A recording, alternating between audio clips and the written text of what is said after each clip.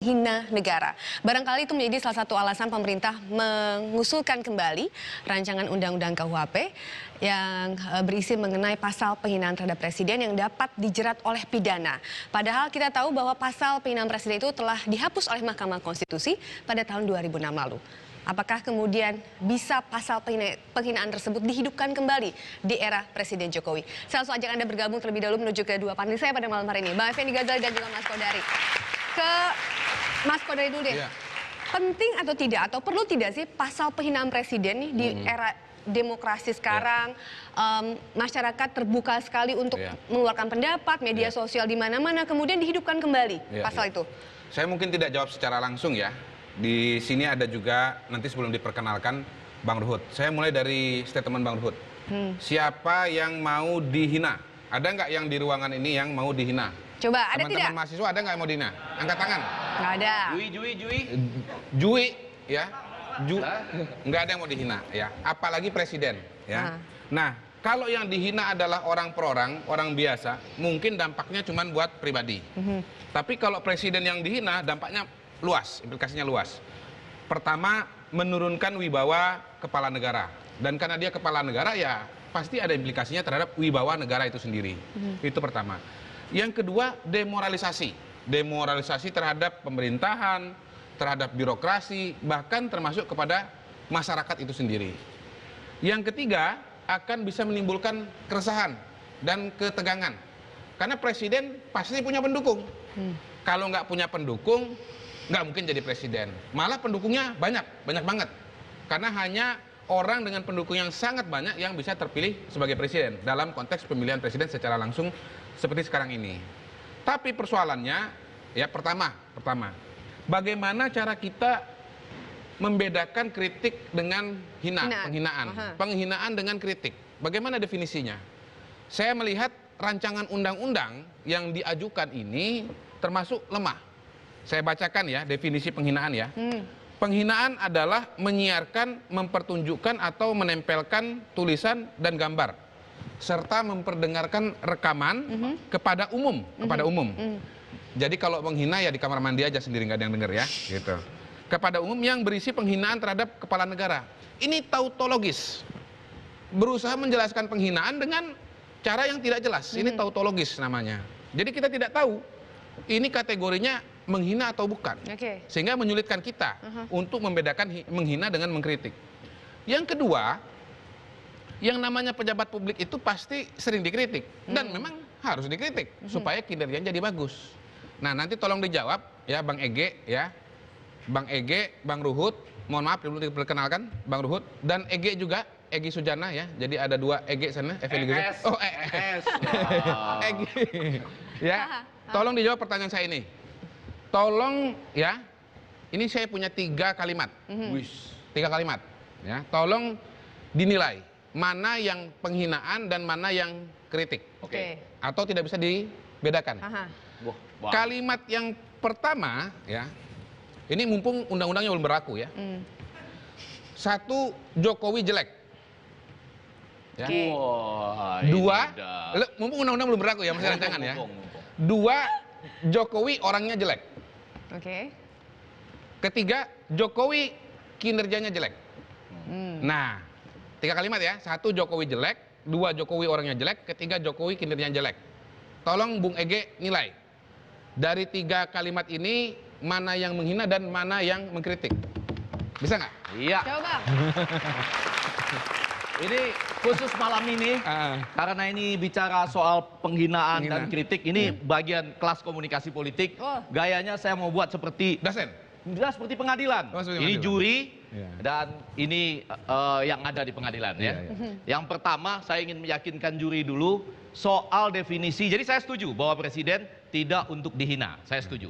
Tapi persoalan yang pertama adalah soal yang disinggung juga bahkan oleh Pak Joko Widodo sebagai symbol of the state, sebagai lambang negara. Saya ingin mengatakan kepada Anda semua, Undang-Undang Dasar Negara Republik Indonesia tahun 45 pasal 36 ayat 36A menyatakan lambang negara kita adalah Garuda Pancasila dengan semboyan Bhinneka Tunggal Ika. Jadi salah kalau Anda mengatakan lambang negara kita adalah presiden, itu salah. Lambang negara kita adalah Garuda Pancasila. Coba Anda bayangkan kalau lambang negara kita presiden, itu setiap 5 tahun bisa dirubah. Iya. Betul ya? Iya dong. Setiap 10 tahun bisa berubah lambang negara kita.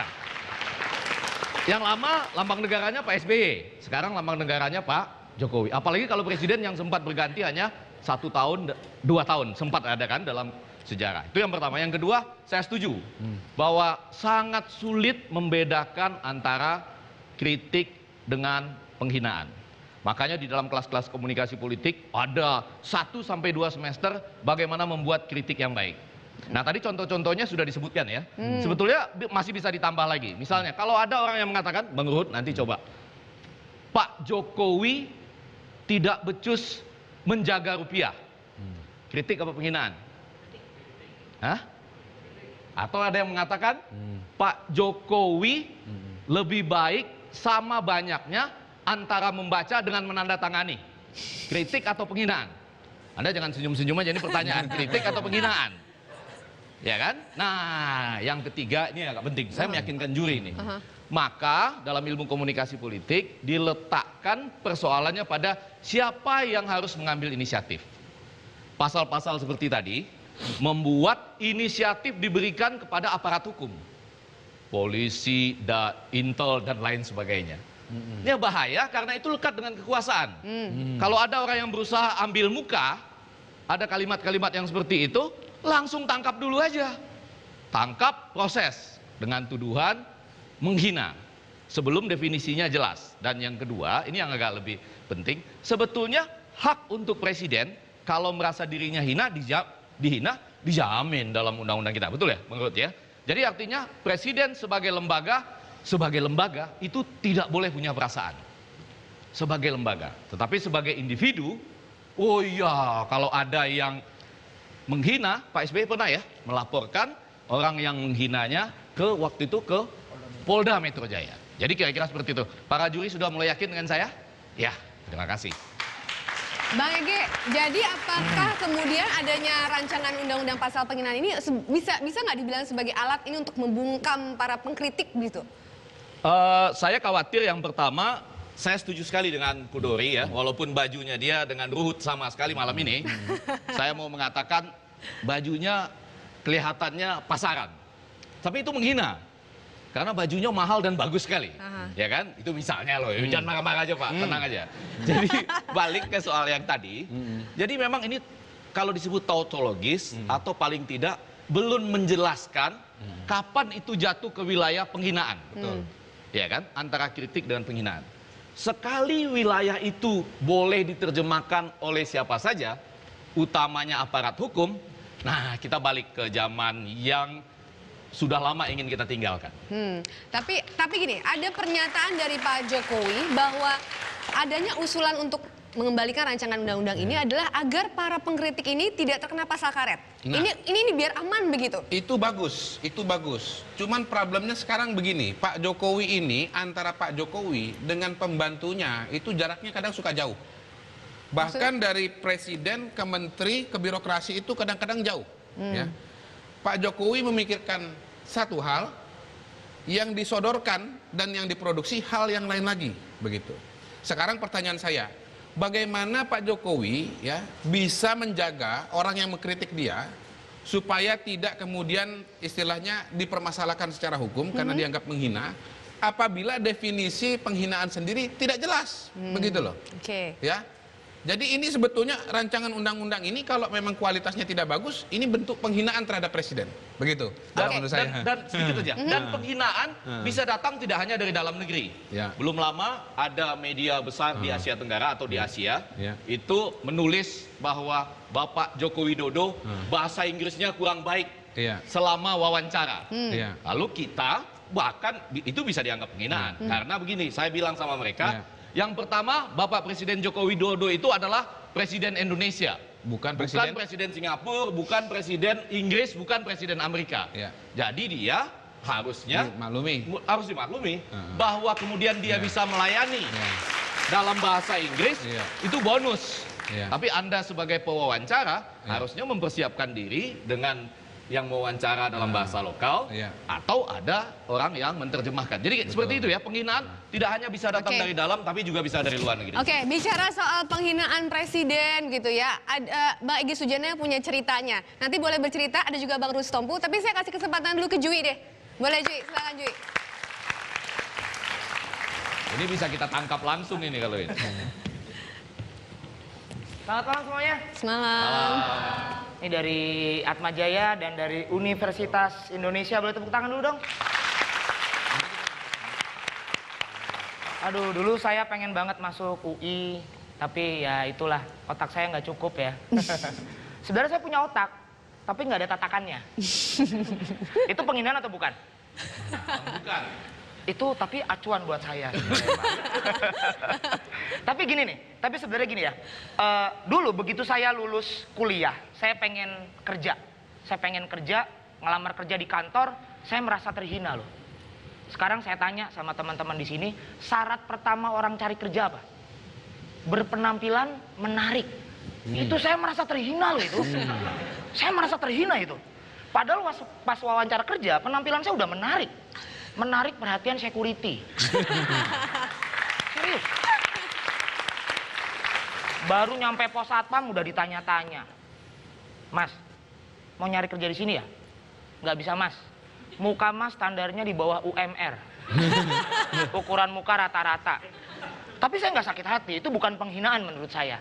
Bapak saya pernah bilang kalau kita menghina orang lain, katanya pahala kita akan dipindahkan ke orang yang kita hina. Nah, kalau kita menghina presiden, hati-hati. Kalau kita menghina presiden di Twitter, di internet, pahala kalian diambil via online. Itu hati-hati loh. Nah sekarang bakal saya jawab tadi. Bedanya penghinaan dengan kritikan. Kritik adalah sesuatu yang membangun. Pertanyaannya, apakah hinaan juga bisa membangun? Hinaan tuh bisa membangun loh. Bahkan lebih cepat prosesnya. Iya kan? Misalnya saya dihina sama orang tua saya. Misalnya, cuy, dasar kamu anak kurang ajar, itu hinaan. Ujian kamu jelek, ya saya belajar. Rapot kamu jelek, ya saya belajar. Muka kamu jelek, ya ya saya ngaca. Habis ngaca, belajar. Belajar menerima kenyataan. Itu sebenarnya. Oke, terima kasih. Saya Jui, inilah Negeri Setengah Demokrasi. Presiden Joko Widodo menyodorkan 786 pasal dalam rancangan undang-undang atau RUU Kitab Undang-Undang Hukum Pidana ke DPR. Dari ratusan pasal yang disodorkan, Jokowi memasukkan pasal mengenai penghinaan presiden dan wakil presiden. Aturan mengenai penghinaan ini diatur dalam pasal 263 ayat 1 RUU KUHP. Berbunyi, setiap orang yang di muka umum menghina presiden atau wakil presiden dipidana dengan pidana penjara paling lama 5 tahun atau pidana denda paling banyak kategori 4. Selain itu, ruang lingkup penghinaan presiden juga diperluas lewat RUU KUHP pasal 264, yakni berbunyi setiap orang yang menyiarkan, mempertunjukkan, atau menempelkan tulisan atau gambar sehingga terlihat oleh umum, atau memperdengarkan rekaman sehingga terdengar oleh umum yang berisi penghinaan terhadap presiden atau wakil presiden bisa dipidana dengan pidana penjara paling lama 5 tahun atau pidana denda paling banyak kategori 4. Pasal mengenai penghinaan presiden dan wakil presiden ini sebenarnya sudah dihapuskan oleh Mahkamah Konstitusi sejak tahun 2006. Tidak hanya menghapuskan pasal penghinaan presiden dalam KUHP, MK juga memerintahkan pemerintah dan DPR menghapus norma itu dari RUU KUHP. MK menyatakan pasal penghinaan presiden menegasi prinsip persamaan di depan hukum, mengurangi kebebasan mengekspresikan pikiran dan pendapat, kebebasan akan informasi, dan prinsip kepastian hukum.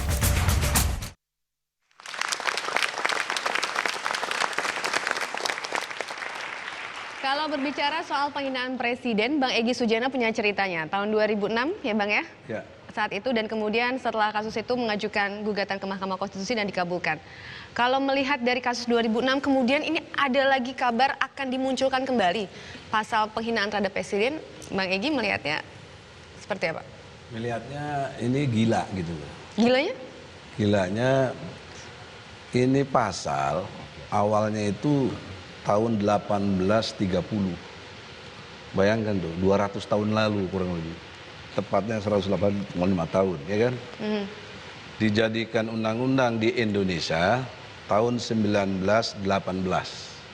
Diundangkan menjadi KUHP itu. Hampir 100 tahun lalu. Dan sudah ditutup 9 tahun lalu atau dicabut. Kok sekarang dimunculkan lagi? Kan gila kalau berikutnya.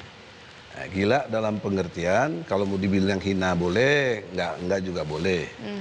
Karena pemikiran gila itu kan abnormal, anomali, sekaligus ironis begitu loh. Karena undang-undang itu backgroundnya mesti serius. Ada filosofisnya, ada historisnya, ada sosiologisnya, ada yuridisnya. Bahkan ada psikologis yang bisa kita cantumkan dalam satu muatan undang-undang itu. Nah, dalam perspektif filosofis historis, kita melihat bahwa dulu adalah model kerajaan, karena kita dijajah Belanda. Saya ingat betul pasal itu, dulu 134, itu judulnya untuk gubernur jenderal. Kenapa diganti seketika jadi presiden? Padahal kita sudah merdeka. Nah, jadi alam filosofisnya aja udah beda jauh. Zaman primitif dulu 200 tahun lalu bayangkan. Kok mau dipakai lagi sekarang? Ah, di situ gilanya itu. Kan salah satu alasannya kenapa ingin dipakai lagi, masyarakat biasa aja sepakat ya tidak mau dihina. Ada aturannya dilindungi, Kalau apalagi orang presiden. urusan mau nggak mau ya memang ada yang mau. Tapi pertanyaannya jangan cuma mau apa enggak dong. Pertanyaannya adalah apakah pantas orang ini dihina? Ada yang bilang pantas. Presiden pantas dihina? Pantas dihina kalau memang dia nggak benar. Misalnya, dulu dia berjanji tidak mau jadi presiden. Orang mikir, tahu-taunya jadi presiden. Kemudian dia berjanji kabinet mau ramping. Kemudian gemuk. Kemudian dia berjanji waktu di kampanye nggak akan naikin BBM. Itu bisa dikritik loh Bang Egy. BBM naik. Kritikan Nah, itu, barangkali, bukan menghina. Pantas dihina. Misalnya dihina begini, ini presiden brengsek, presiden nggak tahu diri. Itu kategorinya bisa hina. Nah, artinya dari segi perspektif moral mungkin kurang etis, tapi tidak boleh dihukum. Kok dihukum? Orang memang sesuai dengan fakta kok. Tadi misalnya Jokowi jelek, faktanya jelek apa ganteng dia?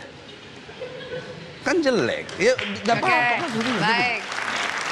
Itu Logikanya begitu. dari perspektifnya Mbak Egy. Bang Ruhut, zamannya Bang Ruhut nih era Presiden SBY kan Pak SBY juga pernah mengalami masa-masa dikritik, dihina gitu. Kalau kata Bang Egy, pantas Presiden dihina. Bang Ruhut sepakat nggak? Saya berterima kasih ya Pak SBY itu seorang negarawan. Begitu juga Pak Jokowi.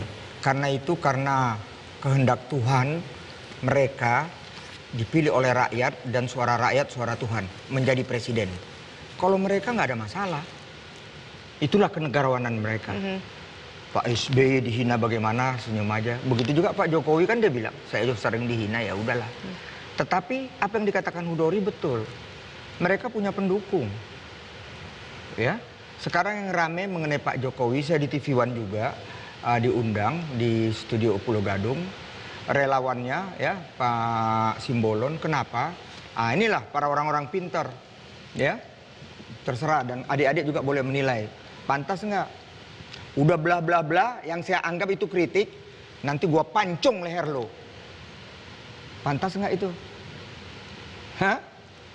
Presiden lo simbol negara. Ya? Apa yang dikatakan Hudori, apa yang dikatakan dokter komunikasi kita, itu masih kritik. Itu masih kritik. Contoh kritik kan mudah, ketemu kawan itu kritik. Panas matahari terik, gila lu kok pakai baju hitam. Kan panas. Panas itu kan beda dengan warna putih.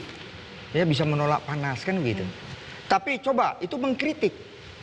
Dan bicara kritik harus ada solusi. Menghina itu tidak ada solusi. Menghina. Kalau kritik tadi baju hitam itu tidak menyerap, dia menyerap panas, jadi kita panas. Menghina. Lu gila pakai baju hitam, mau ngerampok lu. Itu menghina. Emangnya baju hitam ngerampok? Enggak Tapi dong. bisa juga bercanda lah. Ya inilah kan. Kalau gini, udahlah aku capek lihat dia. Ini teman-teman saya sama-sama lawyer. Saya punya klien gara-gara ulah dia. Saya di-hire. Lu jangan main-main dengan somasi gua. Dianggap dia dihina. Habis hotel lu nanti gua serang. Tapi Ruhut lawyernya, gua bilang, serang ayo. Berhadapan sama gua. Nggak jadi. Mau begitu. Gua nggak usah bilang hotelnya, bos. Nah, maksudnya yang nyerang siapa? Ya gua nggak tahu lah. Hah? Satu acara, saya dihubungi oleh Pak Sudi Silalahi. Saya dihubungi oleh Menko Polhukam. Egy juga. Oke. Salah satu hotel. Presiden mau datang di sana. Dia mau nyerang juga. Apa itu bukan menghina saja, mengancam simbol negara. Betul apa yang dikatakan Hudori. Yang dikatakan pakar komunikasi kita, Pak Effendi Ghazali, doktor kita. Bukan lambang negara. Memang bukan lambang, itu betul. Simbol. Tapi simbol pun kita hormati. Ini sebenarnya kaitan dengan pencegahan. Memang di negara-negara lain nggak ada pasal itu. Tetapi apa yang terjadi di Amerika, di Eropa yang tidak ada pasal itu? Setelah dilempar sepatu, orangnya ditangkap nggak? Ditangkap juga, digebukin juga. Tapi kalau ada pasal itu, orang jadi hati-hati. Bang, kalau ada- Mulutmu harimaumu. Terima kasih. Kalau ada pasal itu, kalau kata Mbak Egy kembali lagi nih kita ke zaman yang dahulu lagi, kembali lagi. Itu. Dia mestinya dengan saya boleh. Kalau yang itu kan pengamat, bukan orang hukum. Kami ini orang hukum. Yang dikhawatirkan oleh Egy Sujana dan juga pengamat ikut-ikut lata, karena tadi Effendi Ghazali ngomong begitu, kalau bicara hukum ada delik hukum murni. Itu bisa memang. Kekuasaan yang menjadi panglima, bukan hukum. Betul apa yang dikatakan dokter kita. Anak buah mau ngejilat, kekuasaan. Lu menghina ya. Tangkap. Itu yang kejadian di Orde Baru. Termasuk Egy juga ditangkap. Kan begitu. Itu. Karena itu dia kesal. Tapi kita katakan memang putusan MK kita hormati. Kan lucu nih putusan MK ini. Giliran sekarang pilkada, terpidana korupsi bisa calon lagi. Nggak ada klien yang mengkritik MK. Ada nggak? Nggak. Ngedumel aja, ngedumel. Kenapa Bang? Mbak Egy kenapa? Ya, tetap kalau batasan dalam pengertian penghinaan seperti yang dimaksud. Kalau saya lihat sesuai fakta nggak menghina lah. Cuma persoalannya adalah masuk kategori etis tidak etis. Tapi tidak harus dihukum. Tapi kan harus ada aturannya, batasannya harus kecuali ada. yang tadi Ruhut bilang tebas leher itu bukan menghina lagi. Itu sudah satu bentuk tindak pidana yang berupa pengancaman atau kekerasan lainnya. Jadi bedakan. Jadi brother jangan nggak cerdas dong, harus bedain yang apa namanya penghinaan dengan kritik gitu loh. Nah, lebih sebenarnya tadi ente ngomong nggak diganggu. Nah, kalau mau juga ada ini ya, boleh juga, mestinya tambah satu, jangan ada pasal penjilat. Nah, karena penjilat ini banyak sekali, ya, dengan penjilat-penjilat yang ada itu kan seringkali bicara yang tidak sesuai dengan faktanya. Selalu benar, nggak ada salahnya sedikit pun. Jadi kalau perlu ada pasal penjilat juga.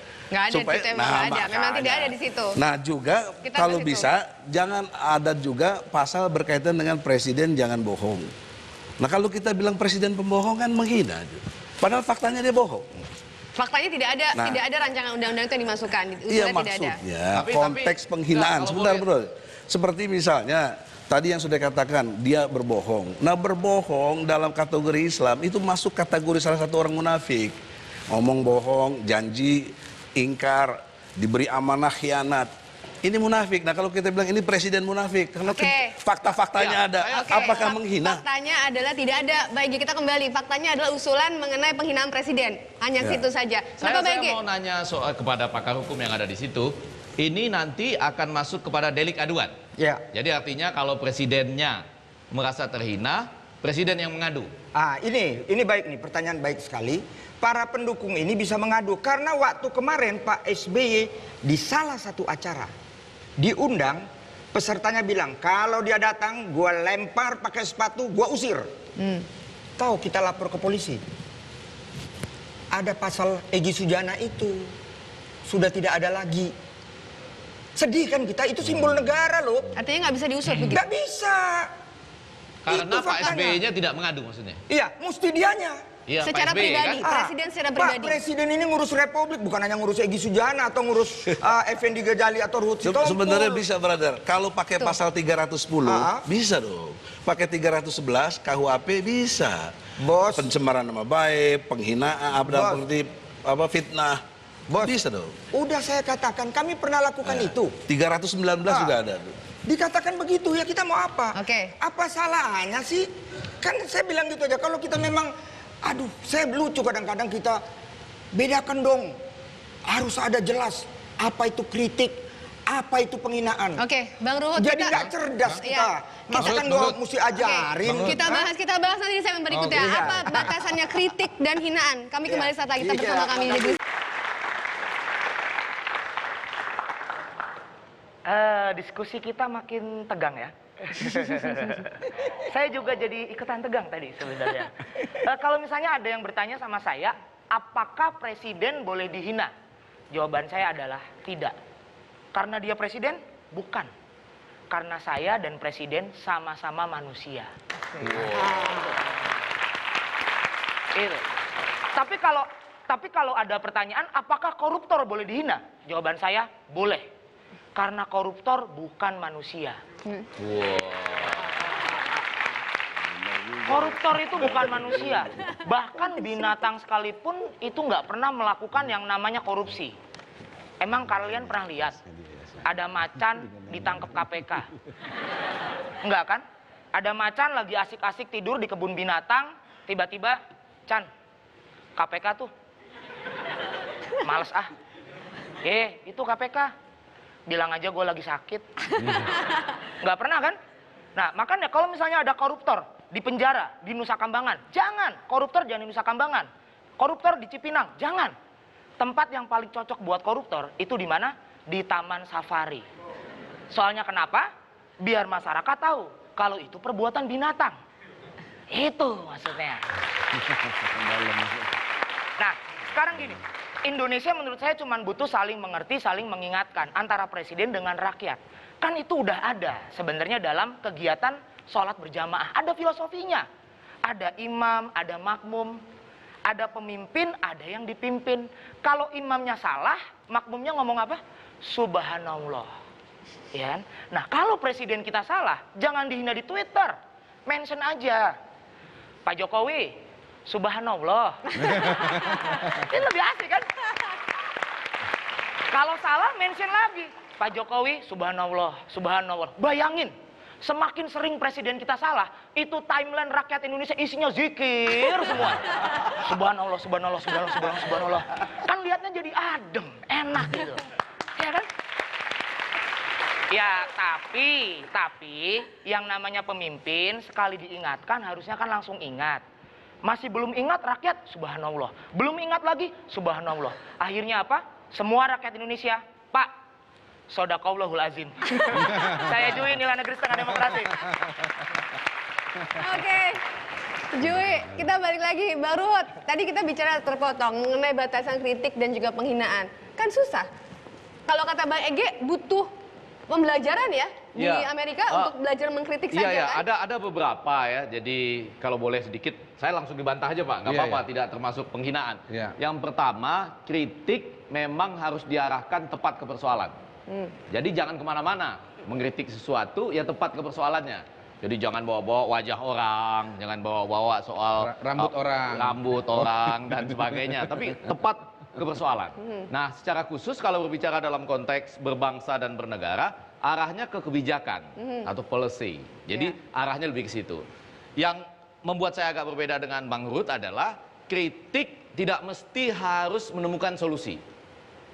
Ya, di negeri ini jangankan yang mengkritik, yang tidak mengkritik aja nggak pernah bisa menemukan solusi gitu ya. Jadi kadang-kadang ada orang di tengah keterbatasannya, misalnya petani biasa atau sekarang orang-orang yang mulai terancam PHK misalnya, kalau dia mengeluh begini aja, waduh sulit ya zaman sekarang dibandingkan zaman PSB misalnya lah gitu ya. Sekarang hampir terancam PHK gitu ya. Dia nggak ada solusi tuh. Dia cuma mengutarakan apa yang betul dia hadapi. Lalu nanti ada orang lain yang berusaha mencari solusi. Tapi kritik harus diarahkan tepat ke tujuan. Jangan kemana-mana dulu gitu. Jangan kemana-mana dulu. Ya. Nah memang begini, ini penting ya. Memang kritik itu saya setuju, Bang Ruhut. Tidak harus ada solusi. Kalau ada petani di pedesaan lagi ngopi-ngopi, kemudian mengeluhkan tentang misalnya pupuk, ketersediaan pupuk yang kurang, kemudian serangan hama yang kemudian juga misalnya masif sekali. Tiba-tiba dia dipanggil ke polisi gitu ya. Karena ternyata ada yang melaporkan, Anda kan di ruang publik. Hah, ruang publik mana Pak? Warung kopi. Nah, tapi pertanyaan saya, warung kopi itu ruang publik atau bukan? Persoalan ruang publik saja sudah bisa jadi persoalan, ya. Jadi begini, sebetulnya kalau mau bikin aturan, lebih baik yang jelas-jelas saja, ya. Yang jelas-jelas saja. Misalnya pasal fitnah, itu saya lebih setuju daripada pasal penghinaan. Kalau fitnah itu definisinya lebih mudah, ya. Dia mengatakan sesuatu yang bukan fakta. Faktanya itu tidak seperti itu, gitu. Misalnya nih ya, misalnya ini Bang ya. Abang jangan marah nih Bang Egy ini ya. Misalnya Bang Egy pernah mengatakan ya, Menseskap Pak Sudi Silalahi terima Jaguar ya. Andi Malareng terima Jaguar. Anak presiden terima Jaguar gitu. Lalu Bang Egy tidak bisa membuktikan adanya pemberian Jaguar itu. Itu fitnah Bang, gitu loh. Itu fitnah. Nah, saya tidak mau terjebak pada istilah fitnah, tidak memfitnah, kritik tidak mengkritik, karena itu definisinya agak sulit. Tapi fitnah menurut saya jauh lebih mudah begitu. Ya, itu jauh lebih mudah. Perlu dijawab langsung dulu. Begini, Bung Kudori ya. Saya datang ke KPK, bertanya. Waktu itu ketuanya masih Taufik Ruki, sekarang juga jadi ketua lagi. Periode pertama. Dan SBY juga baru pertama jadi presiden. Karena tahun 2005 akhir nih kejadiannya. Awal 2006. Jadi saya bertanya kepada Taufik Ruki, waktu saya dapat informasi seperti yang tadi Anda bilang. Ini terima mobil, ini terima mobil. Bagaimana? Nah, dia tanya mana buktinya? Ya namanya informasi dari masyarakat, bukti ya kau carilah. Kok digaji sama negara untuk ini, ya cari dong bukti. Masa saya suruh cari bukti? Jadi saya tidak dalam kategori memfitnah. Saya bertanya. Nah, justru karena itu tadi Ruhut bilang saya jadi kesal, kok langsung ditangkap saya keluar dari KPK. Nah, itu kan nggak benar dalam pengertian berdemokrasi. Waktu itu kalau ini judulnya setengah demokrasi, ini baguslah Mas ini. Sekarang kalau itu hidup lagi pasal, nggak pakai lagi ada demokrasi, kerajaan kita menurutnya. Sekarang pertanyaannya nih Bang Dan oleh karena itu, sebelum ribut-ribut kita bicara ini, bagusnya DPR drop ini pasal. Oke, gitu. Sebentar Bang. Ini sekarang pertanyaannya adalah bagaimana kalau kasusnya seperti Bang Egy punya informasi nih, kemudian diberikan kepada salah satu institusi, tapi malah ditangkap, begitu kan? Gimana tuh Bang Ruhut? Boleh dijawab nanti barangkali ya Bang Ruhut ya. Kita break terlebih dahulu. Kami kembali saat lagi pemirsa. Tetap bersama kami. Pak Egy saya ingat sekali, kan jadi begini dalam hukum kita, siapa yang mengatakan, dia yang membuktikan. Dia kan mengatakan, tapi nggak bisa membuktikan, tapi udah ngomong di semua media. Bertanya ke KPK. Ya, itu kan apalah. Egy kan jago yang gitu-gitu. Ya. Jadi aku mau katakan begini, tadi ya Pak Hodari, begitu juga Pak Effendi Ghazali, mengkritik itu solusinya bukan dari kita yang mengkritik aja, Bos. Setuju. Jadi yang menerima kritik itu mengeluarkan solusi. Contoh lah yang lagi rame kemarin jalan tol baru, betul nggak? Semua kita kritik kan banyak kecelakaan, tapi langsung didirikan kafe-kafe apa semua. Solusi nggak itu? Solusi. Ya gitu Bos. Gini, kalau sebentar dong, tunggu, jangan potong-potong. Gimana sih ya? Jadi kan dialog interaktif. Jadi kita memang warnasari dari sekian banyak suku, ya. Tapi apapun kita mayoritas, walaupun kita tidak bicara dominasi mayoritas, kita meneladani suku Jawa. Menang tanpa ngasorake, menang tanpa orang merasa dikalahkan. Ini bikin rame-rame begini tiap akhir pemilu, apa? Karena kita tidak siap menang, tidak siap kalah. Ini yang menghina-hina ini sekarang siapa? Orang yang nggak siap kalah semua. Coba diurut dia. Termasuk kawan aku di sebelah ini. Dia kan mendukung yang sono. Aku mendukung yang sekarang lagi dihina. Itu aja kok. Tapi marilah kita. Saya ingetin, itu ada 2 menteri yang dianggap menghina oleh Cahyokumolo. Itu menterinya loh.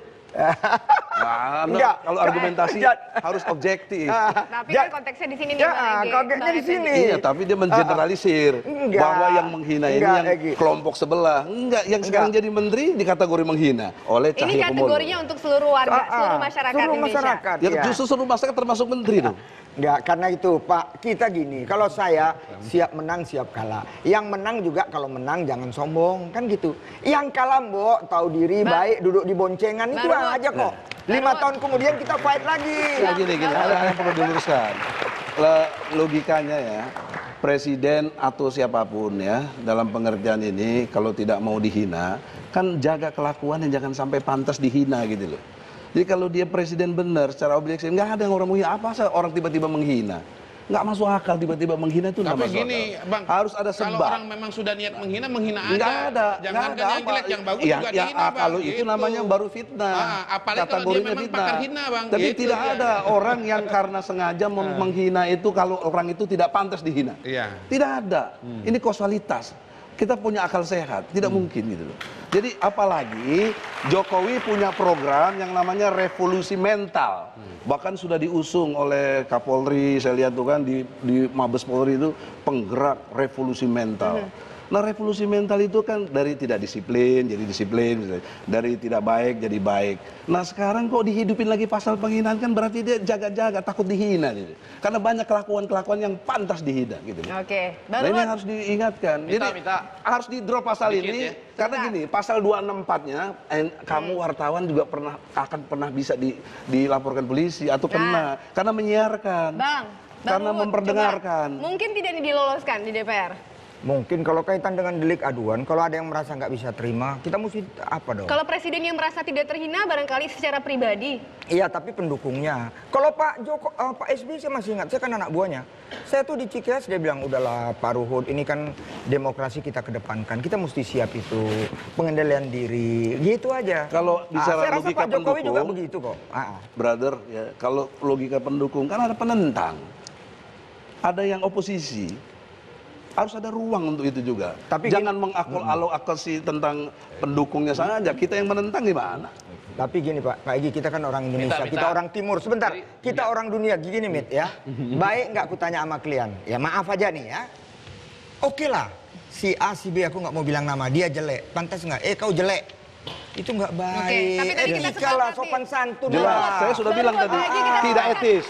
Tapi tidak harus dihukum. Kita disepakati sesuai kinerjanya. Bang Effendi Ghazali boleh di segmen berikutnya ya. Kita sudah terlebih dahulu. Kami kembali saat lagi pemirsa. Bang Effendi Ghazali, silakan. Tadi Iya, punya iya. poin apa? Yang pertama, memang ketika kita bicara soal presiden, makin tinggi pohon, makin kencang anginnya. Jadi kemungkinan kritik yang bercampur baur dengan penghinaan itu makin tinggi kalau ke arah pejabat yang makin tinggi. Tapi yang kedua, rumusannya tergantung sensitivitas. Jefferson, salah satu presiden Amerika, mengatakan setiap pagi kalau saya buka media, saya benar-benar terus kesel bukan main karena merasa macam-macam aja isinya dan menghina saya. Tapi kalau saya harus memilih, apakah hidup tanpa pemerintahan atau tanpa media, saya akan memilih tanpa pemerintahan katanya. Karena media dan segala kritik tadi menjadi penting bagi dia. Nah, karena itu tadi betul sekali apa yang disampaikan oleh Pak Egy Sujana dan Bang Ruhut, bahwa ada tarik-menarik nih dalam konteks sensitivitas tadi antara mereka yang pakar penghinaan, kata Kodari, dengan pakar, kata Bang Ruhut loh, pakar penjilatan. Iya loh, ini bahaya kan karena tarik-menarik. Yang satu keinginannya bicara soal mobil aja, bertanya aja pakai gaya penghinaan. Saya dengar ini dapat Jaguar ya, betul nggak sih gitu? Kalau ditanya ini menghina, kan saya cuma nanya. Itu yang pakar penghinaan. Tapi ada juga orang yang, ya kan, ada juga orang yang, wah Anda jangan begitu loh. Ini menghina presiden nih kalau begitu gitu. Jadi akan terjadi tarik-menarik dan itu. Karenanya di tengah-tengah barangkali ada 3 hal yang penting. Yang pertama, selalu ada kelompok yang bisa dijadikan sebagai akhirnya panel lah ahli kalau dibawa ke persidangan dan lain segala macam yang dianggap independen. Lalu yang kedua, saya nggak setuju barangkali kalau ini pendukung boleh melaporkan. Kalau kuasa hukum boleh. karena waktunya presiden terbatas, misalnya Mewakili segala macam. presidennya Iya, mewakili ya. presiden untuk melaporkan. Tapi di luar itu? Kalau pendukung jangan, karena Kenapa? nanti bisa terjadi pendukung lawan pendukung loh. Lawan penentang juga bisa. Enggak ya, pakar penghinaan lawan pakar penjilatan tadi lah, kira-kira seperti itu. Nah yang terakhir, kalau ini benar-benar jalan, tahu nggak siapa yang pertama kali akan ditutup? Hah? Negeri setengah demokrasi. Saya boleh tambah ya. Jadi begini, saya akan terima pasal ini dengan syarat. Dengan syarat. Syarat yang pertama, jelas dan mampu menjelaskan perbedaan definisi menghina dengan mengkritik. Yang kedua, mampu mengakomodasi keinginan dan harapan Presiden Jokowi bahwa dengan pasal ini, orang yang mengkritik jangan dipidanakan dan hanya orang yang jelas-jelas menghina yang dipidanakan. Ya. Jadi kan pasal ini kan mau dimunculkan untuk menyelamatkan orang yang mengkritik. Nah, mengkritik itu diterima karena sifatnya membangun. Kalau menghina kan merendahkan, ya. Mengkritik itu mengangkat, menghina itu merendahkan atau menjatuhkan. Kalau tidak berhasil merumuskan pasal yang bisa membedakan dua ini, menurut saya jangan diteruskan. Yang ketiga, melanjutkan apa yang dikatakan oleh Bang Ege, ya. Pasal ini harus pasal aduan yang menjadi korban, ya. Pasal aduan yang menjadi korban, ya. Artinya kalau yang dihina adalah presiden, yang mengadukan adalah presiden. Garis miring kuasa hukumnya, bukan pendukungnya, bukan relawannya, bukan partai pengusungnya. Itu garis dari delik aduannya betul, itu ya. Betul. Sehingga presiden pun nanti juga akan pikir-pikir, masa tiap minggu gua laporin orang, ya kan, gara-gara menghina. Masa tiap hari isinya presiden melaporkan, ya, pasal penghinaan gitu ya. Apalagi di era sekarang, era stand up comedy begitu. Saya beda dengan Bang Ege. Bang Ege tadi mengatakan kalau pasal ini diberlakukan, yang pertama-tama ditutup adalah negeri setengah demokrasi. Saya akan mengatakan stand up comedy dan orang namanya Jui. Nah, itu dia masuk nanti. Iya. Oke. Saya setuju. Tapi menarik juga, kita akan memiliki lembaga pemasyarakat yang isinya meriah dan ramai dan ketawa terus gitu. Karena isinya stand up comedy semua. Oke, terakhir Bang Ruhut, di DPR nanti akan realisasinya seperti apa? Batasan kritik dan penghinaan akan jelas terukur tidak nantinya? Kalau memang ini benar-benar diloloskan. Iya, kita maunya jelas biar ada kepastian hukum. Ya, antara mengkritik dengan menghina. Tapi tadi saya ingin meluruskan, ini pidana, Bos. Pidana itu nggak bisa diwakili pengacara. Oke. Ya, jadi yang bersangkutan atau ya pendukungnya. Jadi tidak boleh pengacara, bukan perdata ini, Bos. Ya, biar kita luruskan aja. Ya. Jadi memang hukum ini sangat apalah. Ini pakai lebih bagus lagi itu daripada presiden tiap hari ke polisi. Oh iya, karena itu aku bilang, Bapak Presiden kita ya, bukan hanya ngurusin kita. Iya. Rakyat Indonesia ini yang diurus, ya. Tapi kita doakanlah. Memang nanti ini perdebatannya karena dulu di era Pak SBY juga pernah diajukan ya waktu Pak Amir Menteri Hukum dan HAM dan sekarang ya Pak Loli, kita tunggulah ya. Kita doakan, apalagi sekarang hubungan antara pemerintah, kami di DPR sangat baik sekali. Baik. Catatannya jadi adalah Bang Ruhut, boleh ada pasal penghinaannya asal jelas ya? Jelas. Antara kritik, batasan kritik dan juga penghinaan. Bang Ruhut terima kasih, Bang Egy Sujana terima kasih. Iya, kita belum yang terakhir. Tidak setuju. Tidak setuju. Pasal di drop DPR. Ini nggak adil ini. Nah, ini penghinaan, nggak adil ini. Orang nggak dikasih kesempatan. Curang ini. Curang. Kita ketemu lagi pekan depan ya. Pemirsa jangan lupa follow Twitter kami @negeri demokrasi. Saya Paramita